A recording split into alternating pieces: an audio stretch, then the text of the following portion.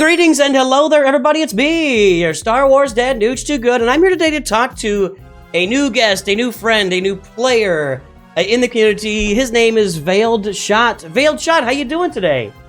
I'm doing pretty well, actually. Some eventful stuff happened. I don't know. I'm excited about every little thing that happens on the account lately. I've been excited about everything that's been going on, and I'm excited to be here. That's all I gotta say. Well, let's talk about it. So, before we get into any of it, your name is Veiled Shot on YouTube, but you've got multiple channels, is that right? Tell us about the channels first so people can go check you out. Yeah, so this used to be Lord of the Rings, Heroes of Middle-earth, which I'm sure we'll get into at some point. First topic. We transferred over to Star Wars Galaxy of Heroes. It's been a game I played in the past. I cover Eternal Evolution. It's another mobile gacha game. I've been doing that for about a year and some change. And then also I've kind of got a bunch of other side projects going on, but my main channel actually covers a lot of ARPG content. So it followed Diablo, and then now it's Last Epoch a little bit, kind of that type of style of game. And we're going to kind of see where that leads us. And then, of course, I've got a bunch of other, as I said, side projects. I do a little Magic the Gathering, a little bit of Star Wars Unlimited is a new card game coming out. Probably going to be playing that. A bunch of other stuff. Just a lot of fun. So what's the name of the other channel? So all of them are Veiled Shot followed by something. The game? So it'll be like Veiled Shot, Eternal Evolution. My main channel is just Veiled Shot. That's just Veiled Shot. Awesome, man. So there's your intro. Go check out Veiled Shot in his many various iterations, much like Han Solo in his 5 or 6 different iterations in Galaxy of Heroes. Veiled Shot is he's young Han Solo, he's Han Solo, he's veteran smuggler Han Solo. He's all the Han Solos. He shoots first. That's right. Veiled Shot shoots first. Anyway, and you don't know what's coming because it's all right. And I'm gonna move on from that. I'm just going through your name. So we both started as content creators in LOTR Homie, and we haven't talked before. This is the first time you've met, I believe, right? Yeah. And I gave up last August, and I put out a video, and I'm like, this game is dying already, and I'm not a negative guy usually, but I just wasn't getting really good vibes off the game, and I had actually spent like day 1 to unlock Elrond in the game. Ooh. Yeah, ooh is right. The one thing it did for me is it realized that I could open up some of my spending in Galaxy of Heroes and do some nice things, because I really had been kind of holding myself back there. So now you stayed on till the end. So tell us about LOTR Homie and what kept you going, and then tell us about the end and what's the story and why do you think the game failed? So I guess I'll tackle kind of the first part as we go through, or the last part you mentioned as we go through. As a baseline, I really don't think that Heroes of Middle-earth was like better of a game than Star Wars Galaxy of Heroes. I never at once thought that like the systems in place, the quality of life, the actual updates was higher quality than CG's other game that they had already put out. It was more of, okay, this is a brand new experience. And if anyone's played a bunch of mobile games, you all know how amazing that couple first days, maybe a couple of weeks progression feels. Yeah. That's always super exciting. The other thing is, it's a different IP that I've never played before in a mobile game. Lord of the Rings really doesn't have that same doesn't have a ton of mobile games to choose from, or games in general that I enjoy playing. And kind of similar to Star Wars. I mean, Galaxy of Heroes is like the only one of its kind for mobile games, really. So that was an exciting part. But as we started to play more and more, it essentially was like playing Star Wars Galaxy of Heroes up to Galactic War, but without the Galactic War. Like that was all you had. Yep. For the most part. And then by the time you started to leave the game, they just started to release a couple of the raids, and that was pretty fresh. And that was pretty exciting for a little bit, but it got old really quickly, because they had a ton of problems with kind of introducing a lot of quality of life and things that kind of made your life a little easier. The raids were super repetitive, and all these things were kind of common complaints. But fast forward from August all the way to December, and then eventually the official announcement a couple of weeks ago on the shutdown, we really didn't get a whole lot. It was kind of just standard updates, new character, new announcement of a legendary. The last update we really got was glyphs or mods, like Star Wars Galaxy of Heroes. Right. That was the big one. And it was a pretty exciting update. The problem was they released glyphs, And you know, all the great sorting features and the ways to go through your mods and being able to upgrade them, you know, they just forgot all of that. And so when we were getting the system in the game, I'm sitting here and I'm like, oh my goodness, like I can't go through and manage my mods at all. Like I can't do it. I can't sell, like group sell. I have to go into each one, click 4 times to sell one mod. Like it was an absolute nightmare. And at that point, they said they were going to go on vacation in typical CG fashion. You know, they're going to take their December vacation. Right. And so we're like, okay, we hope to see something soon because this system is so unfinished, so poor. Although mods and glyphs are like my favorite parts of these games generally. Like I love modding up my characters. I have a hard time getting into it when I can't actually have the tools to be able to do it. And so by the time early January came around and you all, Star Wars Galaxy of Heroes, started to receive updates, I'm sitting here and I'm like, okay, well, there's something off. Like Star Wars has had some updates. Yeah. Sure, you know, home is like one of their side projects. I get it. But we're starting to see a little problem here. And for about a month, the community was kind of just like holding on to like the final iterations of maybe we'll get something. I was kind of always in a position where, as I just normally am, I like to be positive. I don't play a game that I'm not enjoying. So what's the point of like bashing the game constantly? There was, of course, a lot of videos that I made saying like, hey, I would really like to see this. I want to see them come back, and I'd probably be done with the game after a month or so if we receive no news. Because I'm also not someone that wants to play a game that has no future. And that's kind of how I felt about Heroes Middle Earth after December. It's like I felt like it truly had no future, and the game was kind of just given up on. And so that leads us to today, where I was like, okay, what do I want to do? I loved the core gameplay. I love fragment collectors. I love collecting those characters. I love building them up. Star Wars Galaxy of Heroes was always one of my favorite games. I played it a while back, like back in 2016 is when I first started, something like that. So it's been a while, but I'm happy to be back. And honestly, I'm having a blast. You know, I still get that daily grind in, which I'm excited about. So let's talk about Loader Homie just for a little bit, just another minute or two, and then we'll move on to your start of Galaxy Heroes or your return to Galaxy Heroes. So I felt like there wasn't really the depth of content there. And yeah, they did nothing new with the game. They just it was like a rough combo of Marvel Strike Force and Galaxy of Heroes, put them together. And like you said, no Galactic War, so there was no real, there was no PvE. There was just no like extra challenge mode in there, you know. Galactic War developed into Territory War, developed into Territory Battles, developed into Grand Arena, you know. So Galaxy Heroes just kept going and developing, but that didn't even exist off the bat. But for me, the biggest problem with Lord of the Rings is, like if I look at Luke, let's talk about Luke Skywalker. So Luke Skywalker in the first movie is just a kid, a dumb kid, starry-eyed. He's got a distinct white costume. The second movie, he's got a distinct gray costume. He's training, he's maturing, he has a battle with Darth Vader. And the third movie, he's in a black costume. Like, there's specific iterations of every character through, and that's all movies, all characters. You can see that. And you don't have that. Like Lord of the Rings, Aragorn's the same guy until he becomes the king, right? There's really not much. And, you know, they put Strider out. But there was a real problem with the game for that. You didn't really recognize the characters. Like, I guess when they put the art out, I could say, oh, I think that's Aragorn, I think that's Frodo, and I think that's, I know that's Gollum, whatever. But there were like 30 nondescript bad guys. Like, here's an orc. We're going to give him a name that was mentioned once in the Silmarillion, and we expect you all to accept that this is who that character is. And like, you know, with Star Wars, you've got 9 movies or 11 movies. You've got TV shows. You've got animated stuff. You've got decades of novels. You've got comic books. And for Lord of the Rings, you really have. And by the way, I love Lord of the Rings. I love Tolkien. I love the movies. I love the Fellowship of the Ring. The Hobbit's an amazing book. Shouldn't have been 3 movies, but that's a separate topic. But you don't really have those specific journeys of characters where you can break them down separately, and you don't have a lot of specific bad guys, right? Like in Star Wars, every time they've launched a character in Star Wars Galaxy Heroes, even if I didn't know who it was, a lot of people did know who it was. Like, oh, here, I didn't know who the Phoenix were when I started playing this game. I'd never really watched Rebels. I guess I knew who they were, but I never really watched it, so I didn't have a lot of knowledge. Yeah. And so I learned about those characters through it, but a lot of people love those characters.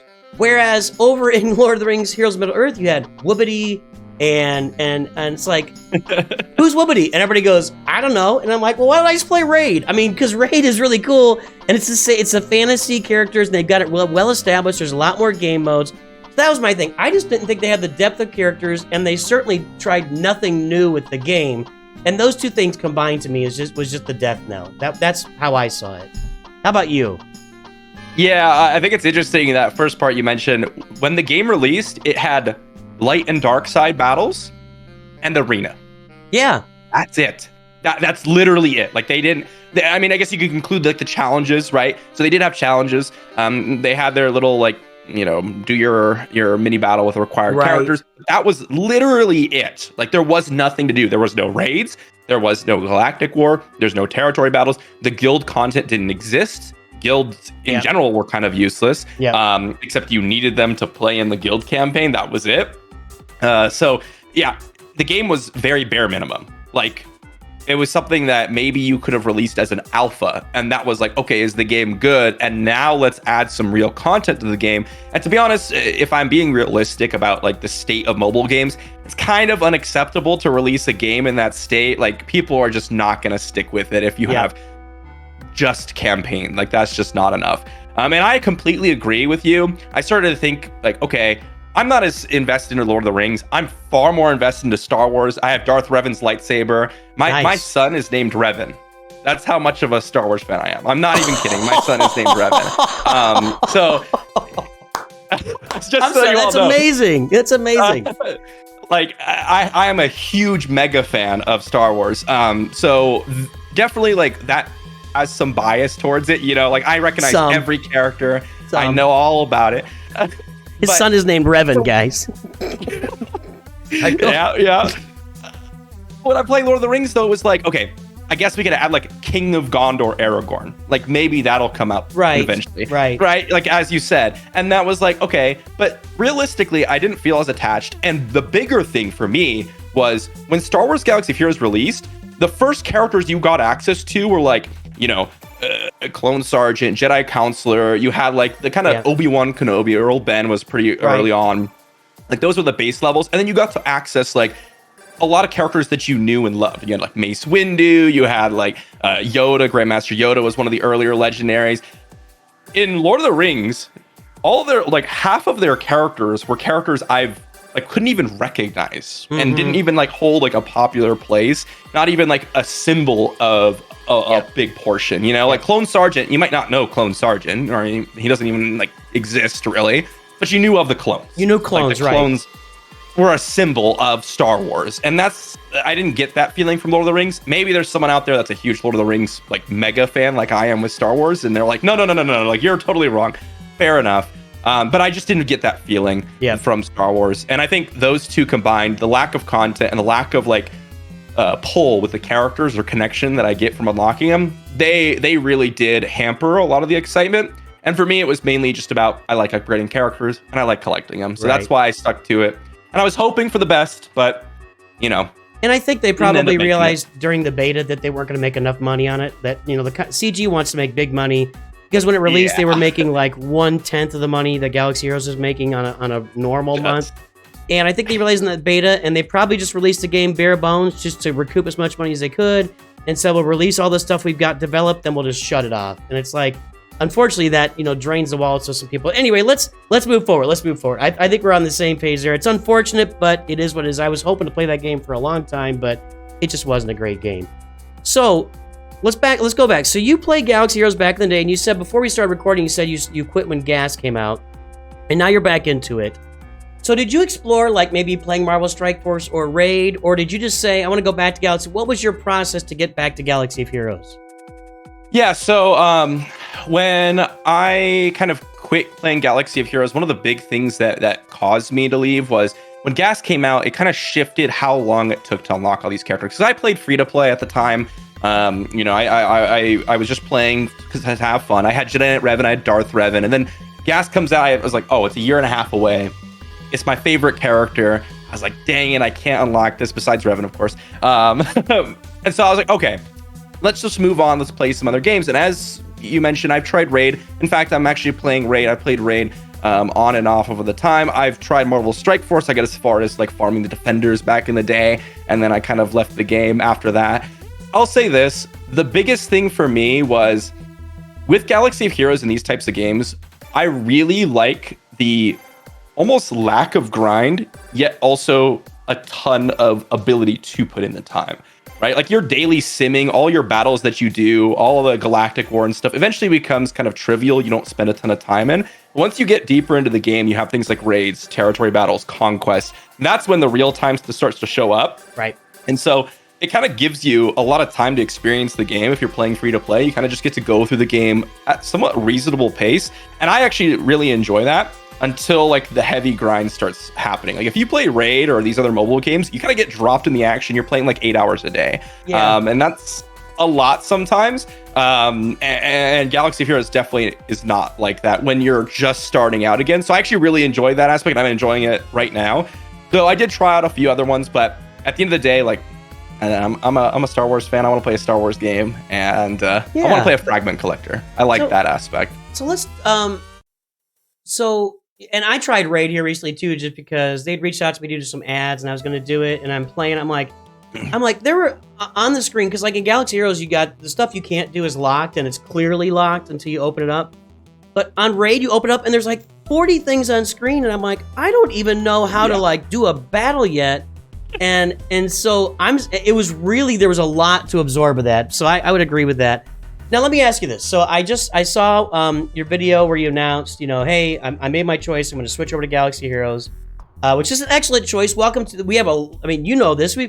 We've probably got at any given time, you've got Arnold at the top, and then there's about 40 more of us making videos, from our levels down to even people with just 100 or 200 subscribers, just because they love doing it. So welcome aboard. We're going to have a lot of fun together. It's a great community. Now, you are choosing to do free-to-play, and I heard you talk about the Hyperdrive bundle and free-to-play, and I've heard you talk about here that you love the free-to-play. You said it's not a grind. It feels like a grind to me, but that's all right. You love the collecting the shards early on and experiencing the game. So let's talk a little bit about that decision, and what are you going to use as your guide, or what are your early goals? What have you set as early teams you want to farm? And hey, can I help you with it? Because I've done a couple of free-to-play accounts in the last year, and I'm just finishing up a Jabba the Hutt rush here in the next 3 months or so. So yeah, if you got any questions, let's throw them out there. Maybe some folks can give some tips and comments. So tell us about the experience, why it got you there, and yeah, where are you going to be going? Yeah, so I was definitely debating between like, okay, did I just like get the light speed bundles, the hyperdrive bundle, and get into the action?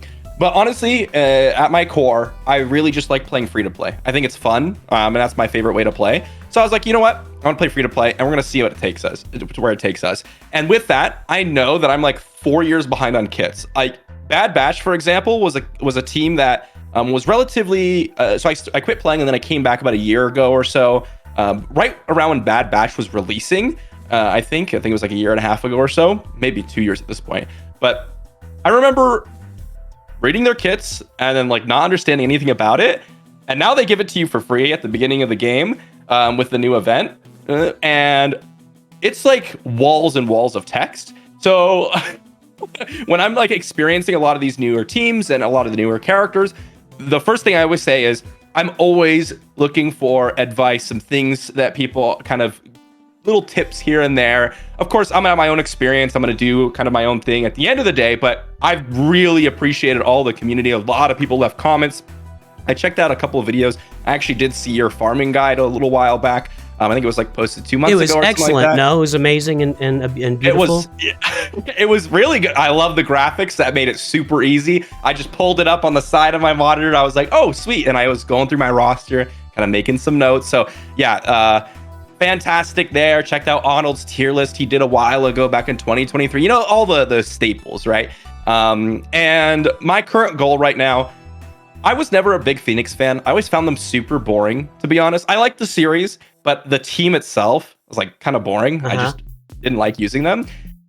But Captain Rex that character is absurd. Like I was reading through his kit and I was like, this team is like, again, back to the basics. I just got to rush Phoenix. Like, it's just such a universal option. You got to get the Thrawn, you get your, Emperor Palpatine, sets you up for maybe like a GL Palp if you want to go that later on, or maybe you go something else. I have no idea, but you have a lot of options at the end of the day, and it's a really easy farm. So that's the current goal. And up until the point where I'm at now, I just unlocked Galactic War. Like just last night, I got Galactic War unlocked, and I leveled up Bad Batch to the Gear 5 just so that I can use them in the very week of the game. And they've been really helpful because my other characters cannot compete in Arena, but Bad Batch has kind of carried me for the time being. I'm working on Imperial Troopers right now, but I don't have a full team of Imperial Troopers. I don't have my Captain Rex unlocked. Once I get Captain Rex, I'm going all in on Phoenix, and I've stopped upgrading Bad Batch already. I'm literally just using them as a placeholder team to get me through some of the early content. And the Imperial Troopers are a team that I've never built in the past. That's a team that I had never invested into. Of course, it was kind of a niche team back in the day. You had like your Snow Trooper, Range Trooper, General Veers, Colonel Stark team, and you would kind of get those maybe you get the Night Sisters, and you're like, ooh, the Night Sisters counter. Like that's what I remember from Imperial Troopers. It's true. Now it's they're true. now they're like a staple team. Now they're like, oh my goodness, this team's insane. So that's one thing that I've been trying to ask a few people about is I'm not really sure what 5 to start out with. Right now I got General Veers. I actually got him from an Ally Point pack. I was like super excited. I was like, nice. Oh my goodness, that's so lucky. I just got a 3-star unlock day 2. Day 3. It was really, really exciting. So right now I'm running Moff Gideon. I got Dark Trooper online, and I've got Colonel Stark or General Veers. And then I'm working on Colonel Stark, and the 5th member I think is looking to be Admiral Piet. That's kind of where I started. But honestly, I've seen Iden Versio, but she's kind of in a position where you want to run with the nondescript troopers, the ones that aren't special, which are a little bit harder to farm in some cases. But I honestly don't know which one is kind of the bigger bang for my buck. I'll tell you, you have to farm Piet. Piet is the one that changes the team. He's the one that makes it an end game team. So really, the Veers, Dark Trooper, and Piet are the 3 requirements. And then you can go with Gideon because they give you Gideon as a kid. Get him at 4 stars. And you can go with Gideon and Stark. Stark's an easy farm from raid currency. Or you can go with Range Trooper. You can even throw Iden in there. But those 3, Veers, Piet, and Dark Trooper, you have to have on the roster. So, you're on the right path. I love it. This is good stuff, man. So wait, let me. I know you're still, but what's your first big farm gonna be like? What's your first big journey? And I don't mean like Grandmaster Yoda and Palpatine and Thrawn. I mean like first big journey, first big ship, first Galactic Legend, first gas or Luke or whatever. What's that gonna be? So this is the big question, right? And I've been going back and forth on this. Is the biggest decision. It's months in the making, 6. I mean, I saw your video. It's 10 months, right? And you're somewhat to the point of Jabba. I saw your video earlier, and I was like, oh wow, because I was curious how long it kind of was taking you. I'm like, I'm in for this. That's what I'm in for. So I don't really know because I actually played the game before this was before GLX, guys. We're talking at a time when Galaxy of Heroes was a totally different game. I've never farmed a GL in my life. I've only played with them on other people's accounts, so I have no idea the relative strength. I don't know what it really feels like to farm one, and I don't know which one's the best. Obviously, Leia Organa was the one that's the most recent, it looks like, and I don't know the kits of her or Jabba. I followed the game for a while. I know JML, Obi, Lord Vader. I kind of know some of their kits and some of the teams they fit in. When Darth Maul or a Maul came out and kind of helped Vader. I kind of tracked the game for that for a while. But I don't know, especially with, the Phoenix Star and the Imperial Troopers, if, maybe something like going just slamming right into the Executor and just farming that as much as I can, power through ships and try to, blow up Fleet Arena and go that path. Or maybe, go for a Jabba rush, because I've seen that's super powerful for your later game raids and such, just an overall count king, something like that. I don't know. I honestly have no idea kind of the viability. And that's something that I'm looking for some guidance here from the community for sure. Yeah, you're thinking of all the right things. You know, the one thing about the raids is the raids are going to change every 8 to 9 months. They've announced that. So we already had, you know, we had the initial 3 raids, which was the Rancor, then the HAT, then the Sith raid. And those lasted forever. Then they had the Crate Dragon raid came out last, I don't know, March or something. And then they changed it to the Endor raid in November, December, and then another 6 months or 4, whatever it's going to be, it's going to change to a Naboo raid. So it's as a free-to-play player, you can't really farm for the raid. So I wouldn't worry about that as much. But my opinion is, and you mentioned it, the Executor, you know, if you can get in there and start hammering Fleet Arena, and staying in the top 10 in Fleet Arena, that's crystal income as a free-to-play player that you're not going to get from anywhere else. Plus, you get the bounty hunters, you get your Imperial troopers, and it kind of lends itself to a Kylo farm after that, just because the bounty hunter ships are required for the finalizers. So that's just stuff to think about, and you have to play it out. And everything you said so far, man, you're on a great path, and I'll be watching. It's gonna be fun to watch, and I hope everybody else does too. But yeah, man, we're deep into this. I'm gonna leave it to you for a final word to my community, anybody else. You can pitch the channel, you can talk about the gaming. I mean, I just looked at your main channel, which is just it's just Veiled Shot Gaming. You're close to 50,000 subscribers. So what would you tell our community about you and your community, and maybe what should they jump on and take a look at with you? Yeah, so it's for one, I want to say a big thank you. The Star Wars Galaxy of Heroes community has just been absolutely amazing. Like, as soon as I swapped over from Heroes of the North, everyone was like, advice, sending me messages like, here, get you in a guild. Like, I'm in a guild. I don't know what like the tiers of guilds are nowadays, but it's like 350 million GP, and they're doing the speeder bike raid. So I don't know like what level that is, but I know it's not something I should be anywhere close to right now at level 42. So they've like kind of strung me along, and they're helping me out, which is going to be a big boost. So that's a huge thank you. And to be honest, that's kind of where I was in Heroes of Middle Earth, where I felt like the community that I had was very like into the game, very helpful. And honestly, if you guys are interested in checking me out, hanging out with me, I kind of just play whatever game I'm interested in, and I make a channel for it. That's kind of how I do things. I like the game, I'll make a channel, I'll play the game. If you want to, my main channel is kind of where I experiment a little bit. I upload every week or so, and I do some crazy stuff. I might swap to another game, so that's where you'll find me doing some PC gaming, because at heart I am a PC gamer, but I do enjoy my mobile games, and that's what I'm doing on this channel. So that's all I got for you all. Well, there we go, guys. There's Veiled Shot. It was really good to sit down and talk today, man. It's good to meet you, because I've been watching your stuff on and off from LOTR Homie, but I didn't even know the other channel was out there, so it's good to sit down and say hi today, man. Yeah, it was thanks for inviting me on. I'm definitely very excited to be here. Perfect. Sounds good. Hey everybody, that's all we got for today. Take care out there. We wish good things for you, and we all know that when you like and subscribe, good things happen in your life. Diseases pass away, bags of cash drop from the sky.